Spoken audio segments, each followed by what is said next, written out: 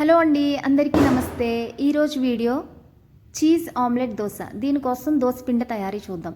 ముందుగా మినప్పప్పు ఎంతైతే తీసుకున్నామో దానికి రెండంతలు బియ్యం తీసుకోవాలండి. బియ్యంలోనికి నేను 1 స్పూన్ శనగలు, అర స్పూన్ ఏమో మెంతులు వేసానండి. దీనివల్ల ఏంటంటే మనకి దోశ సాఫ్ట్గా వస్తుంది.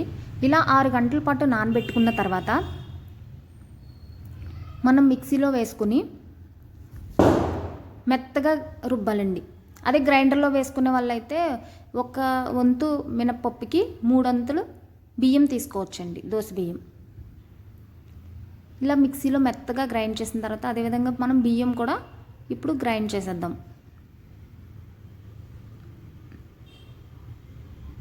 బియ్యం కూడా మెత్తగా రుబ్బాలండి.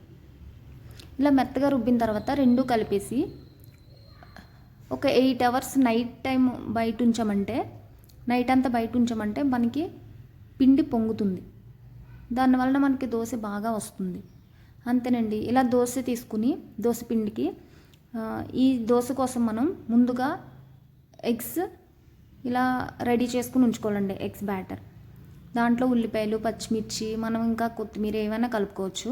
ఇలా దోశ వేసుకున్న తర్వాత పైన గుడ్ల మిశ్రమాన్ని పరచాలండి. మన ఈ దోశని బటర్తో కానీ లేదా నెయ్యితో కానీ కాల్చుకోవచ్చు. నూనె ఇలా పైన ఎగ్ మిశ్రమాన్ని పరిచిన తర్వాత బాగా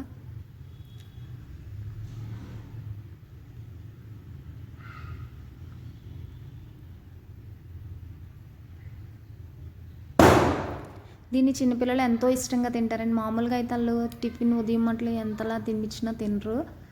ఇలా మనం గుడ్లు వేసి పైన చీజ్ పెట్టి ఇష్టంగా తింటారండి. ఇలా ఒకసారి వెనక్కి తిప్పిన తర్వాత మళ్ళీ పైన బటర్ రాసుకుని లేదా నూనె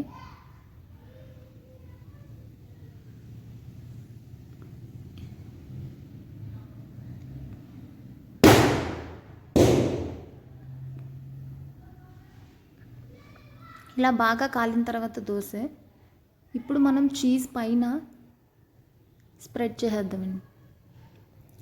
ఇలా పైన చీజ్ పెట్టిన తర్వాత